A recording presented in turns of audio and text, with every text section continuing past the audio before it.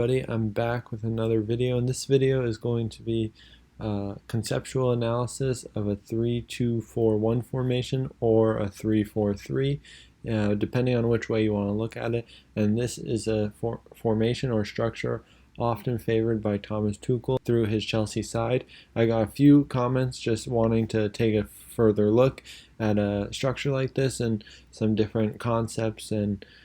things like that they can be used in this system. And the first thing I want to start off by saying is it's a bit different doing videos like this with a specific structure in mind, because many times the structure is just a starting point, and a lot of times it's just the qualities of the players, how it meshes with the coach's philosophy, and then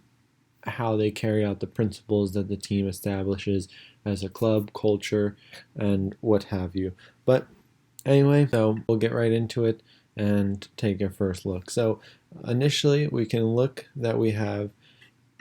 3 players in the initial build-up line, in the first line of build-up, and what this does is, just taking a look at it, it gives you passing options from 3 separate interior corridors. And from here, we often have seen now Manchester City and a few other clubs, they even put in a player like Laporte, left-footed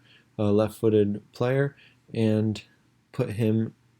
outside of the half space now into the wide area. So now we have an asymmetric shape between the players, and we have passing angles from one of each of the different corridors. So we have the half space, central area, and wide area. So this asymmetry forces the defenders to shift differently, as well as if they're man-oriented in their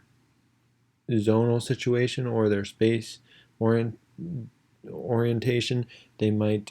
be manipulated a little bit wider, thus creating more space between the players horizontally and through the half space. So just an idea, depending on the qualities of the players, if players are more comfortable in these wider roles, maybe players that are comfortable in less dense areas would be better for this, or could more benefit the players between the lines, higher up the field, or in the pivot positions, just based on how the defense reacts to this and by the qualities of the players. So from here, the player could then receive the ball and take his first touch narrow and almost play like a deep fullback, and then create a rondo situation in the mutual help space with his teammates. So what I mean by this is, if we just look at the first line passing options of the players, his teammates, we can see now just this rondo situation that's been created, the passing options between the players, and the connections that are then made just by this deep fullback or wide central defender in the back 3. So moving on with this, not only do we have 3 central players in the initial build-up line, but we also have this connection between the double pivot, which can spark a lot of rotations and concepts in possession of the ball. We can take the Atalanta approach with these midfielders and use them to create rotation and manipulate the first line of pressure by dropping between defenders, and this would then give freedom to the wide central defenders to overlap into the wide area and use double width. So to say that a team using a 3-2 structure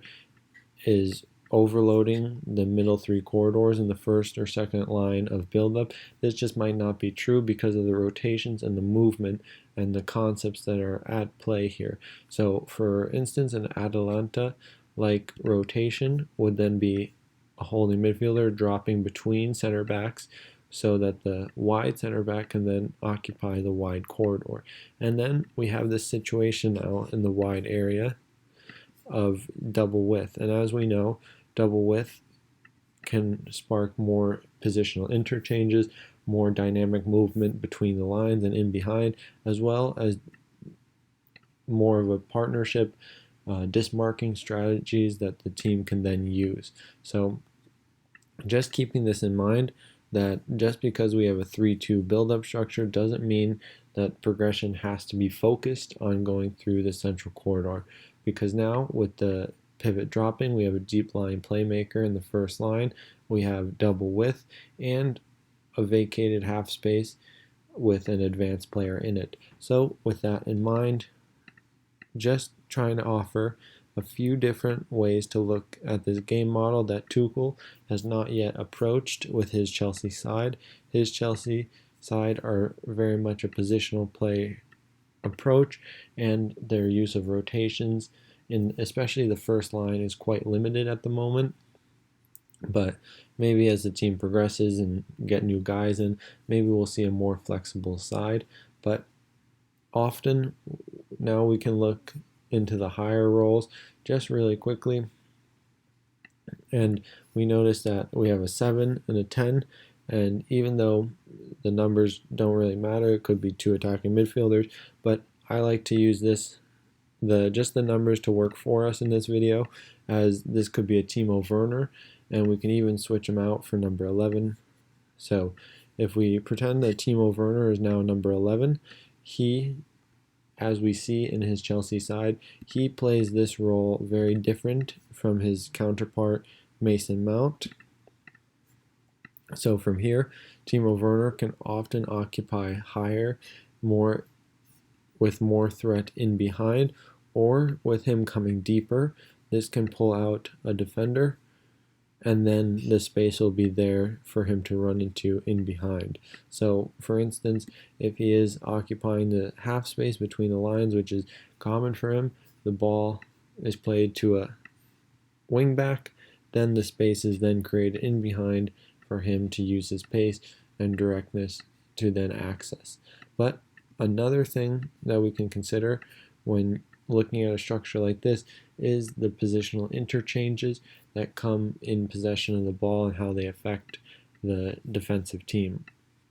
So with our 2 attacking midfielders, we see a player like the wingback Marcus Alonso. He can then come narrow to try and manipulate the fullback. This is exaggerated here, but just to show the idea, he exaggerates the back 4, their movement. So then Timo Werner can come into the wide area, which has been more vacated than usual, and opening up the pass from the central defender. So from here, we then get Timo Werner on the ball with space in the wide area, and because of the tendency for defenders to move more narrow more easily than they do get moved wider. So what this basically means is the defenders are more comfortable narrowing their shape rather than overstretching it and leaving space in the half spaces, because by being overly narrow, you typically control a little bit more dangerous space via the 3 central corridors, rather than if the player was more likely to move wide, he would cover less dangerous space in the wide area and open up the half space. But anyway, as we're moving on, it then puts Timo Werner in a space to exploit his qualities physically and in possession of the ball in a more advanced area. And from here, with pretty much any structure, there's huge potential for movement depending on the players you have. But as we see here with the Chelsea side, we often see asymmetry involved with the front 3, we can call them, or central striker and 2 attacking midfielders, with Giroud or Timo Werner then pinning the back 4 if the opposing team is playing with a back 4. And by doing this, then we can look at the asymmetry created in midfield with still 2 pivots and now a player in the half space. So in one sense, this vacated area in the half space is sacrificed for the pinning role of Timo Werner, and this will create much different dynamics, almost an overload and isolate situation. So if we think of the wing back as the player who's who is taking advantage of one-on-one situations or qualitative superiority. And then we have this side taking advantage of numerical superiority or game-like rondos with a group dynamic to then progress the ball. The team shape starts to make a little bit more sense. But from here, we can also, if we don't need a double pivot for whatever reason, maybe our central defenders are more than capable of progressing via dribbling, we can start to see a shift in our midfield. Maybe our holding midfielder occupies the half space because we have our forwards pinning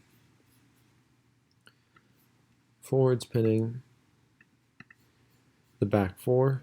and now we have two players in the half space stretching the holding mids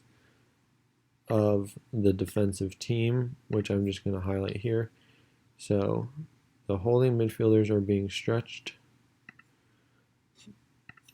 by the advanced midfielders that have shifted into the half spaces from the team in possession. So with this, we create the potential to, one, pull midfielders out of position via our advancing central defenders. So here, and what this does is it creates space between the lines. So if we can't use a third man option to find possession between the lines, and we can't use a dismarking strategy individually to receive and progress the ball, we always have this wide movement to create double width to then find the ball and avoid cover shadows. So just a few different things. A lot of these concepts will be seen in Tuchel's Chelsea side, so be on the lookout for that. And yeah, so pretty much it will then just come down to these principles of play and these rotations that can be crucial in a team, but really finding the situations when they're most appropriate. So against a back four, the two forwards work well because they are able to pin the back four, but maybe the team has a strong tendency to create +1 numerical superiority at the back, so they might shift to a back three, and then they might rotate their side a little bit, use a little asymmetry, and now the team might have to adjust because the players between the lines are blocked by cover shadows and have multiple access of defensive players. And with the use of the back three now, the defenders are no longer effectively pinned. So the versatility and cover with this. So really it depends on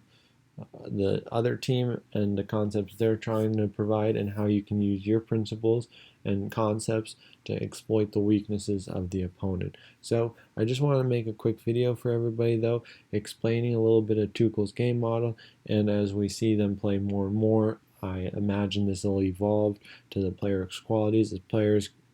start to build their trust with him and we start to see a clear-cut starting 11 week in and week out. So if you have any questions, if you like the video, you want to see any other game models, coaches, philosophies, or any offshoot of them, drop it in the comment section below, and I'll see you in the next video.